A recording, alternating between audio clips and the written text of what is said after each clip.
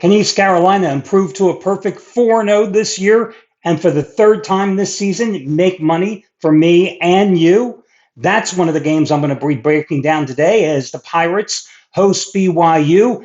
Does Jackson Arnold get a little revenge in his return to Norman today?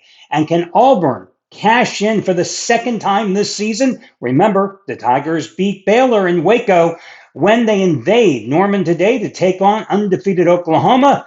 And for one last free play today, let's talk about those Baylor Bears because they don't play any defense. Can they outscore defending Big 12 champion Arizona State at McLean Stadium in Waco? These games and more, those are the ones that I'm going to be breaking down today for your Saturday video reports. Hi, everyone. Al DeMarco here, general manager at DeMarcoSports.com. I was the #1 football handicapper in pro and college football last year at the site, and I've been off to a red-hot start this year in football. And, of course, here with the complimentary plays on the video report, overall, how about 67 and 33? With my last 101 releases. That's in all sports combined. 67 and 33. 8, 3, and 1 so far with college football after hitting 2 out of 3 last Saturday, with the winners being LSU and Memphis, the lone loser being Pittsburgh. And then on Sunday, a nice little 3-0 sweep in the NFL, giving you the Eagles, the Rams, and the Lions. Yeah, I would say I'm just a little hot. And of course, when it comes to the best bet selections, well, even hotter. Just look what I've done here the past couple of Saturdays. 2 Saturdays ago, my 15-dime best bet winner was Oregon laying 28.5 points. I think the Ducks just scored again. They won by 66 over Oklahoma State. Last Saturday, East Carolina, a 9.5-point road favorite, winning by 38 in a shutout of Coastal Carolina. I am 15 and 6 with my Saturday best bets. These are the best bets, not just the free plays, which I always jokingly say are the best of the worst, but the best bets over at DeMarcoSports.com, 15 and 6 over the past 2 years with my Saturday best bets. My best bet today happens to be a 3-touchdown blowout on the Saturday night card. And just like East Carolina last Saturday, just like Oregon 2 Saturdays ago, it's the half-price play of the day over at DeMarcoSports.com with a very unique coupon code. Yes, the word half, H-A-L-F. Listen, I have never believed that you have to pay big bucks to make big money. So I always take the top plays of the top handicappers and make them at least half price off with me leading the way. You see at the bottom of the screen, if you want to get my best bet and the best bets of all the handicappers, including the latest top play from Rick Torino, who cashed in again last night with Iowa getting the job done at Rutgers. You can get all the plays of all the handicappers absolutely free. If you've never taken advantage of the 2-day free all-access pass over at DeMarcoSports.com, why not? It's free. Free does mean free. You get all the plays of all the handicappers for free. You pick the 2 days, why you want to take today and tomorrow. That's a question that's way over my pay grade, to be honest with you. But if you've never taken advantage of it, do it. Today, it costs $109. Tomorrow, it's going to be $109, and you get it for free. I've been doing it for 24 years since I created the sites because I think it's the best way for you to get a sampling of what we do and how we do it. So check it out. The 2-day free all-access pass. If you have any questions, you can always contact customer service. Okay, with the business being done, let's talk about these various free picks, and let's talk about my boys from East Carolina, guys. I've used them twice so far this season. They, of course, are 2-1 straight up, 3-0 against the spread. They are a 6.5-point underdog at home today against BYU. Now, has East Carolina taken on world beaters? No, they have not. The toughest opponent they played when they opened up the season against NC State, a game which I had them as a small 5-dime play in week number 1. They fell down 17-0 in the second quarter, but by the final drive of that game, they were driving and had a chance if they had scored to force overtime. They ended up losing that game 24-17, but covered easily as a double-digit road dog. Then they destroyed Campbell at home 56-3, and of course, as I alluded to at the outset, they won 38-0 at Coastal Carolina last week. This is a team that's 11th in FBS in terms of passing the ball, averaging 364 yards a game, 10th in passing attempts. They love to throw the ball. They're not a proficient running team, but that's not their MO with Caitlin Hauser, who, of course, has already thrown nearly for 1,000 yards in 3 games with 5 touchdowns and completing 71% of his passes. Listen, what has really impressed me with the Pirates so far this year is that they've tightened the screws with their run defense. Um, Seventh in FBS, giving up just about 59 yards a carry. Listen, they held Hollywood Smother from NC State to just 76 yards and 3.5 yards per carry. And in his next 2 games, he ran for 140 and 164 yards. Now, I did say that East Carolina really hasn't played anybody outside of NC State. Well, BYU has played 2 cupcakes, and both of them in Provo, right? Portland State 69-0 and Stanford. Yes, Stanford a cupcake, 27-3. They have won 7 straight road openers, but if you go back in time, you'll find most of them have been cupcakes as well. They are a good team. They're going to run the hell out of the ball, which is why I brought up how good East Carolina's run defense has been.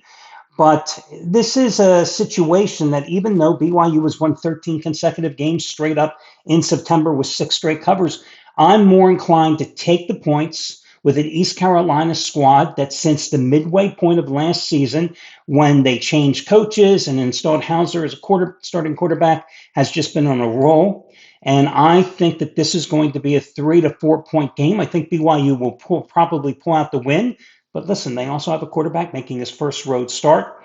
So I'm getting 6.5 points. You know what I'm about to say. When you're in that underdog position and you're getting from 5.5 to 7 points, I'm buying up the half point in this case with BYU. And I'm going to take BYU as the home puppy in this particular spot. If you have not yet subscribed to the channel and you don't want to miss another video report, you can do so. Just hit that little subscribe button down there in the corner. It's the easiest way to always be alerted to when I have the next video report. Naturally, I will be here tomorrow. And why would you miss the Sunday report, considering I just went 6-2 with my preseason NFL releases and just went 3-0 last Sunday? Why would you miss what I have to say tomorrow? Anyway, let's talk about the next game, which is going to be your contest between Oklahoma and Auburn. I've been riding Oklahoma here. I gave you Oklahoma against against Michigan. Oklahoma, of course, last week went to Temple. I think they just scored again against the Temple Owls. A 6.5 point number at home against Auburn. I think that is a fair price for the number 11 team, the Sooners, hosting the number 22 team in Auburn. This is a game that if you look at what happened last year, there's not a lot of validity in that score because of the difference in the quarterbacks and the difference in the team. So the fact that Oklahoma won 27-21 in the Plains last year is a 1.5 point underdog, a game that they trailed 21-10 in the fourth quarter, despite allowing 482 yards, big deal. What I will tell you about these schools, and I make it a habit as I've driven across the country many times in my life, I love visiting college campuses. Listen, if you went to Temple University, which is a brick and mortar campus in the middle of North Philly, you'd visit other college campuses too. 2 of my favorite college campuses, I would put them in my top 10, Auburn in the Plains and Norman, Oklahoma. The Oklahoma campus is really a beautiful college campus in the heartland of America. Just FYI, just wanted to throw that out. Listen, Oklahoma beat up Temple, big deal. It was a cakewalk, which they needed after the home win at Michigan. But it also told me that they didn't have the inevitable letdown. It was a sandwich situation game. They're on a 10-3 ATS roll as a home chalk. It does somewhat concern me, however, that I haven't seen the Sooners develop a strong run game. You're not going to always win with John Mateer going crazy. I mean, he's their number 2 rusher. In addition to hitting almost 67% of his passes, 944 yards passing, 5 touchdowns. Jackson Arnold's return to Norman. Again, he is the Tigers' number 2 rusher, completing 70% of his passes, 501 yards through the air. The thing here is that even though Auburn did win in Baylor, you saw what Baylor did to that Auburn defense. Sawyer Robertson, over 400 yards passing. Baylor moved the ball at will, but Baylor couldn't get any stops. I think the Oklahoma defense is better. So I like Oklahoma here to outscore Auburn in this spot because I think the Tigers defense is untested. And I think Oklahoma still is the better offensive team. And in this environment, I mean, there is no comparison. By the way, McLean Stadium in Waco, another beautiful place. And at night, when you go over the bridge, it's the Brazos River, I think, which, by the way, you can dock your boat to get to the stadium. Very cool place, too. Beautiful lit up at night, FYI. Just passing on my tourism tips to you. McLean Stadium in Waco, no comparison to Memorial Stadium, I think it's called, actually, in Norman. Yeah, different atmosphere. I like Oklahoma in this spot, but I'm also going to come back to this game in just a second. So let's talk about Baylor here today. Dave Aranda, earned his bones as LSU's defensive coordinator during their championship season. He took over play calling duties for the defense for Baylor last year. And thanks to a late season spurt where they won their final 6 regular season games, he kept his job. This defense sucks for Baylor. It's a damn good thing Baylor can score a hell of a lot of points because, again, they can't get a stop if their life depended on it. Lost to Auburn at home 38-24. Since then, they won in 2 overtimes at SMU, outscoring the Ponies 48-45, and beat Samford, big deal, a cupcake, 42-7 at home. Potent offense, again, as I told you, Sawyer Robertson, who I think should be in the early Heisman race in terms of a contender. This is a guy who last year, once he firmly took over the starting job, completed over 60% of his passes, 3,000 yards, 28 touchdowns. Already in just 3 games this year, nearly 1,100 yards, 10 touchdown passes, threw for 410 yards and 3 touchdowns against Auburn, 440 yards and 4 touchdowns against SMU, hitting at a 63% clip, but they can run the ball as well. Bryson Washington, who last year ran for over 1,000 yards and averaged 5.9 yards per carry. He is a load to stop, and they had 4 of the 5 offensive linemen return this year. Now, ASU, lost at Mississippi State in their only road game, 24-20, and they were a 6.5-point favorite there. And they had problems stopping Mississippi State. There is no comparison between Mississippi State's offense and Baylor's offense. So I think that's the key when you look at this game. The other key, though, however, that you have to look at this. The Sun Devils average 232 yards rushing a game. I don't know if Baylor's going to be able to stop this ASU ground game, but I do know that Sam Leavitt is not having the season in terms of the first 3 games that he had a year ago. Only 58% completion, 6 touchdowns, 5 interceptions. So I think that this is going to be a back and forth game, but it is priced so fairly at Baylor, only a -2.5-point home favorite. So I like the Bears a lot in this spot. In fact, it's my second favorite play today. Even though Baylor cost me as a free pick earlier this year against Auburn, I still like Baylor a lot today. So before I rate the plays, let's go back now to that Oklahoma game. Because Oklahoma is not going to lose at home. So what am I going to say? Isn't Oklahoma just begging to be teased? Yes, and the 2-team 7-point teaser. That's how you want to play the Sooners today. And let me throw out a couple of possibilities. Is Miami of Florida -7.5 going to lose today against Florida? No. Miami of Florida is not going to lose that game. So you could take Miami of Florida down to a 0.5 point and put the Hurricanes in there with Oklahoma. I think that's a great teaser possibility today. I mean, I considered other games. Sure, you could take Kansas and revenge down to 5.5 at home against West Virginia. I think the Mountaineers aren't that good. They're coming off a classic letdown situation after the overtime comeback win against Pittsburgh in the backyard brawl.